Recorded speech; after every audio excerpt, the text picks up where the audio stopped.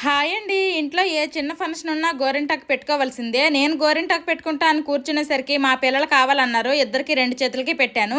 ఇంకా ఎండలు మామూలుగా లేవు కదా, మా అన్నయ్య వాళ్ళ మేనల్లుళ్ళకి జ్యూస్ పట్టాడు.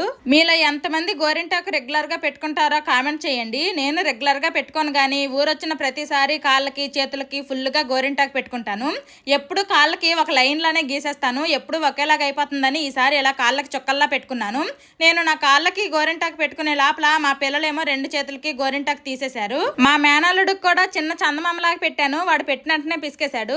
మా ఇద్దరు పిల్లలకి చందమామ చుక్కలు పెట్టినంత సేపు కూడా వాళ్ళ చేతికి ఉంచలేదు. ఆ తర్వాత నేను ఒక చేతికి కూడా చందమామ చుక్కలు పెట్టుకున్నాను. కాళ్ళకి చేతికి గోరింటాకు తీసిన తర్వాత ఇంకొక చేతికి కూడా గోరింటాకు పెట్టుకున్నాను. పిల్లలతో ఎక్కువ టైం గోరింటాకు ఉంచుకోవడం కుదరలేదు. ఈ విధంగా అయితే పండింది. Bye bye.